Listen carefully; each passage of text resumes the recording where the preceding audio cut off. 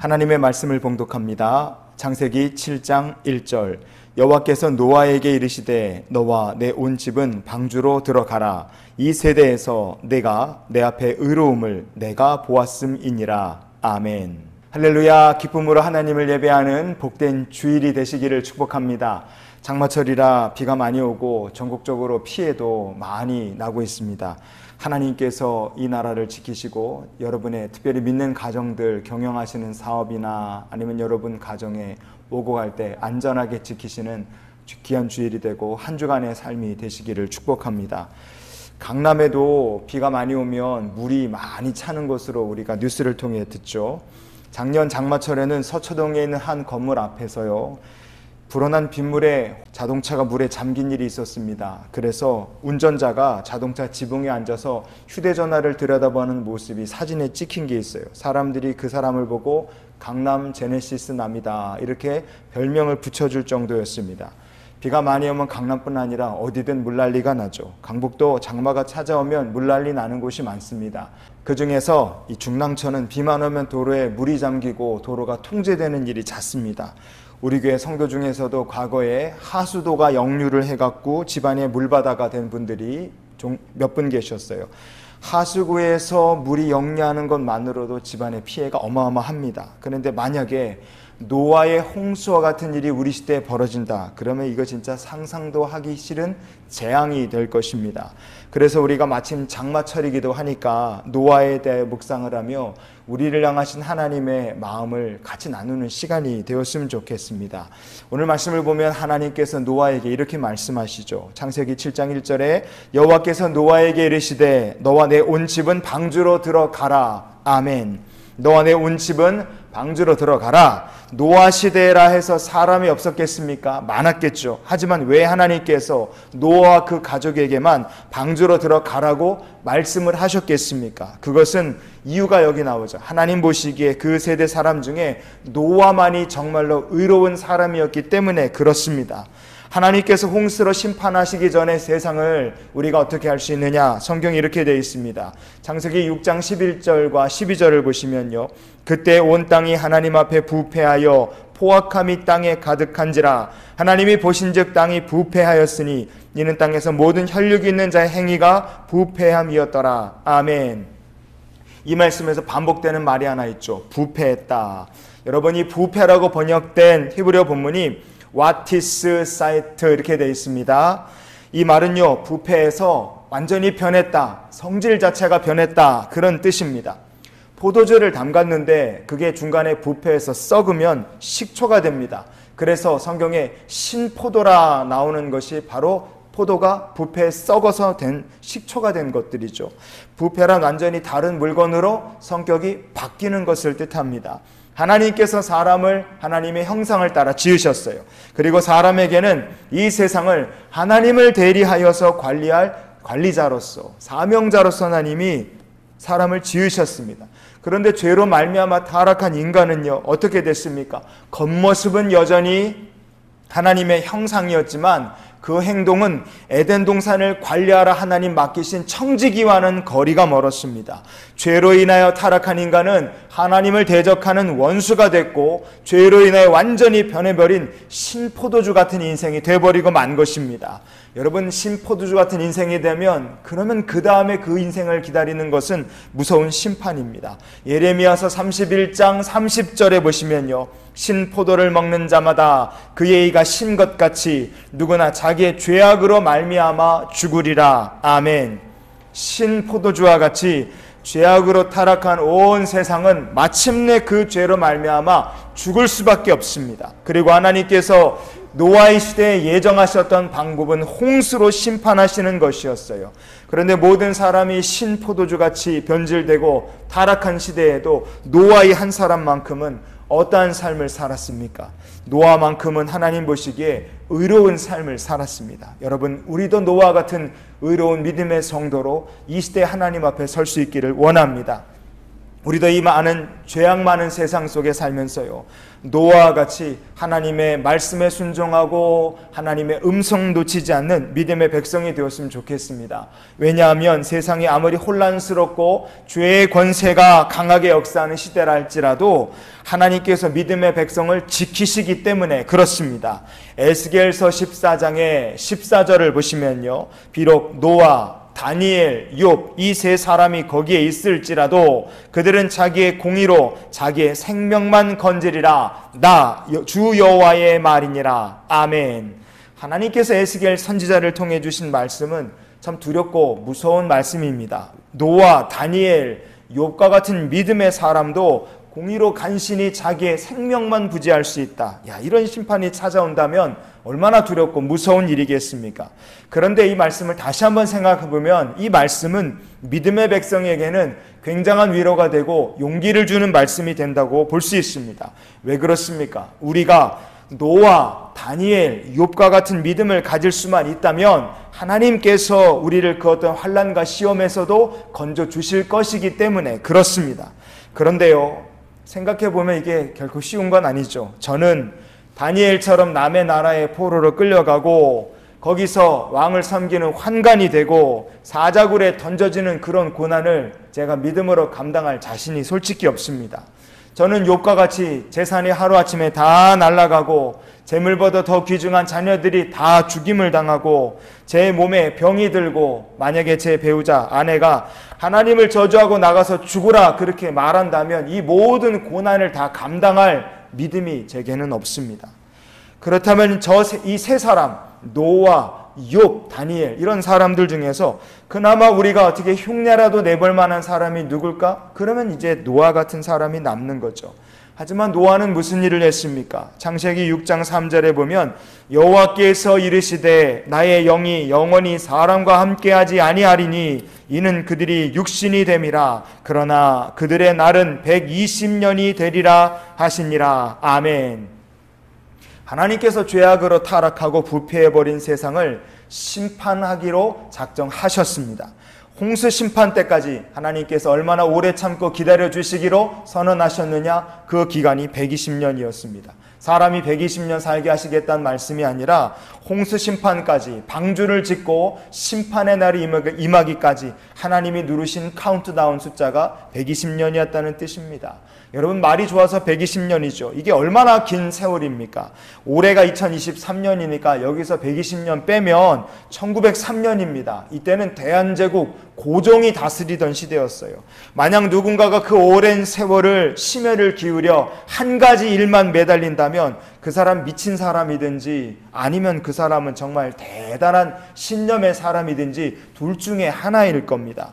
노아는 어떤 사람이었습니까? 미친 사람입니까? 아니죠. 그는 믿음으로 그 긴 세월 방주를 만든 믿음의 사람이었습니다. 그런데 그렇게 긴 세월 심혈을 기울여 노아가 만든 방주, 참 이상한 물건이었죠. 왜냐하면 배라 그러면 뭐가 좀 있어야 될 텐데 노아가 만든 방주에는 노도 없고 돛도 없고 키도 없고 뭐 조종할 수 있는 조종관도 없고 배라고 하기엔 너무 이상한 물건을 120년이나 만드는 거예요. 누가 보더라도 합리적이고 이해가 가고 타당한 일이라면 120년이 아니라 1200년이 걸린들 사람들이 뭐라 하겠습니까? 욕하고 조롱하지 않을 거예요.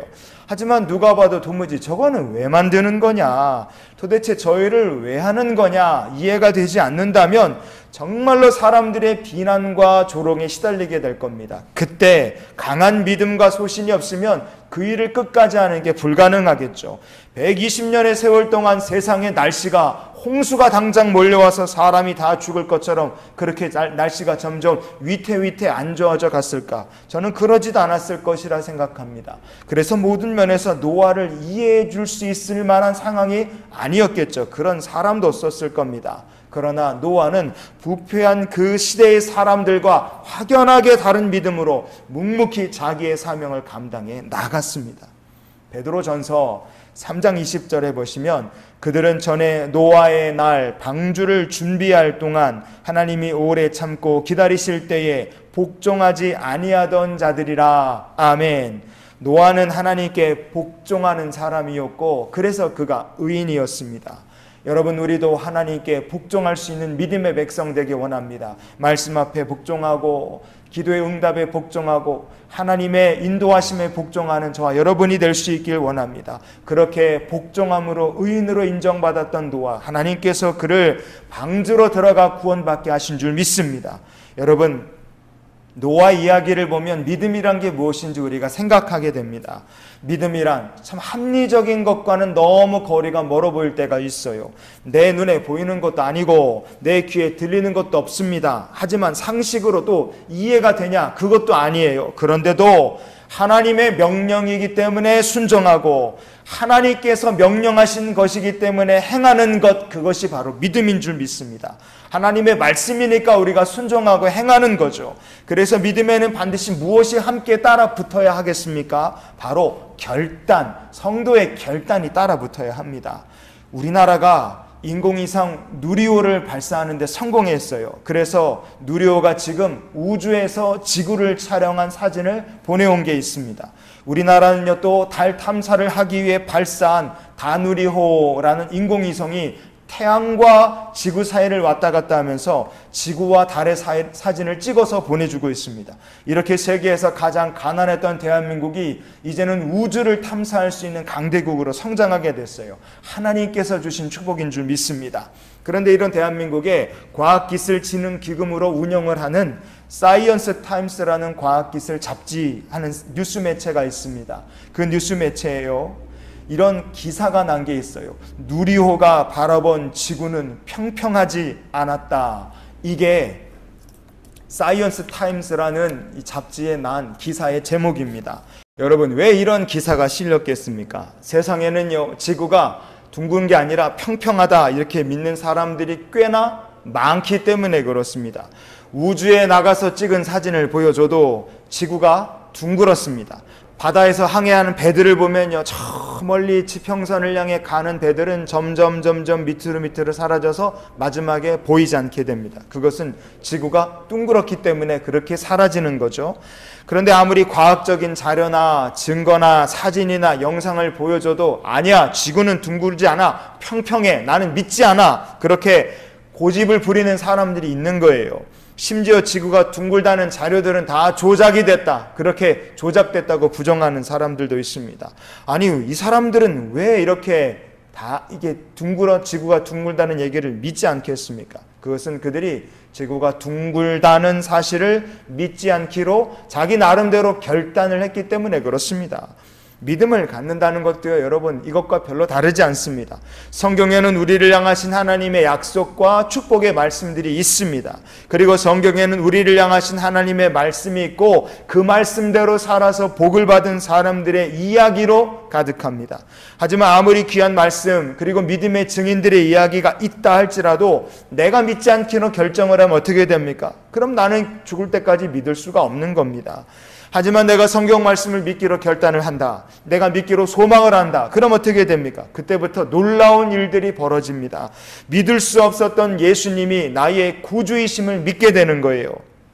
내가 믿기로 결단을 하면 그때부터 어떤 일들이 벌어지느냐? 나와 아무런 상관도 없어 보였던 예수님의 십자가가 나의 십자가가 되고 나의 옛사람이 그 십자가에서 주님과 함께 죽었다는 믿음의 고백이 우리 안에서 믿어지고 나오기 시작해요.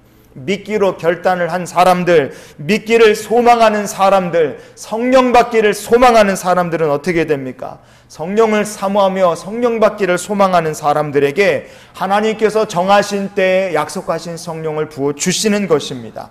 성령의 역사, 믿기 전에는 이게 무슨 뜻인지 전혀 모릅니다. 그런데 우리가 믿기로 결단하고 그렇게 성령을 받고 하나님께서 우리의 믿음을 열어주시면요, 점점 이것들이 이해가 되고 삶에서 체험되기 시작합니다. 그러면 전에는 단 1%도 믿을 수 없었던 말씀이 진짜 내 삶에서 믿어지고 그동안 볼 수 없었던 하나님의 나라와 능력을 우리가 보게 되는 줄 믿습니다. 체험하게 되고 간증하는 사람이 되는 거예요. 성도 여러분, 우리가 믿음으로 말미암아 경험하게 되는 이 놀라운 삶의 변화를 다른 말로 우리가 뭐라고 부르면 좋겠습니까?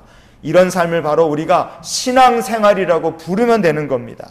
히브리서 11장 7절에 보시면요, 믿음으로 노아는 아직 보이지 않는 일에 경고하심을 받아 경외함으로 방주를 준비하여 그 집을 구원하였으니 이로 말미암아 세상을 정죄하고 믿음을 따르는 의의 상속자가 되었느니라. 아멘. 노아가 눈으로 뭘 봤기 때문에 120년이나 방주를 준비한 것이 아니었습니다. 보이지 않는 일에 경고하심을 받았지만 노아는 하나님을 두려워했습니다. 세상 모든 사람들은 그 경고의 말씀을 무시하고 부패한 인생으로 살았어요. 하지만 노아는 하나님의 말씀을 믿음으로 받아들인 겁니다. 방주를 준비했습니다. 그래서 하나님께서 노아에게 마침내 방주에 들어가라, 그렇게 의로운 노아의 가족을 구원하시는 데까지 놀라운 노아의 삶이 이어지게 된 것입니다.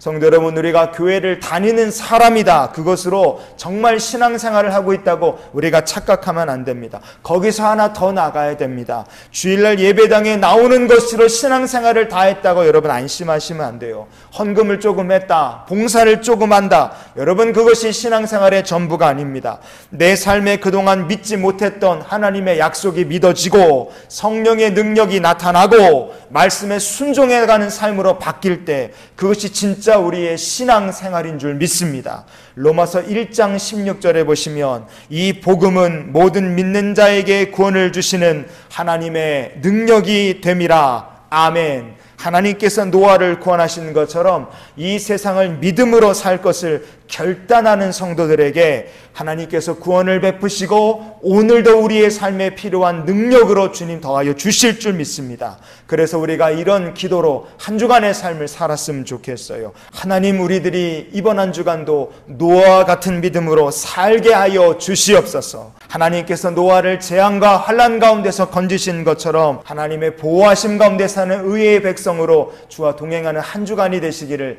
예수님 이름으로 축원을 드립니다. 우리 같이 기도하시겠습니다. 하나님 아버지, 오늘 말씀을 나눈 우리 모두가 노아 같은 믿음의 백성이 되게 하옵소서. 하나님을 믿기로 결단하게 하시고 믿음의 결단한 성도들의 삶에 성령을 부으시며 주의 구원과 은혜를 더하여 주시옵소서. 이제는 우리를 사랑하신 우리 구주 예수 그리스도의 크신 은혜와 하나님 아버지의 크고 놀라우신 사랑과 성령님의 동행하시며 내주 교통 역사 충만케 하시는 은혜가 세상을 향해 노아와 같은 믿음으로 살 것을 결단하며 나가는 이 귀한 성도들의 앞날 위에 축복으로 영원히 함께 하시기를 축원하옵나이다. 아멘.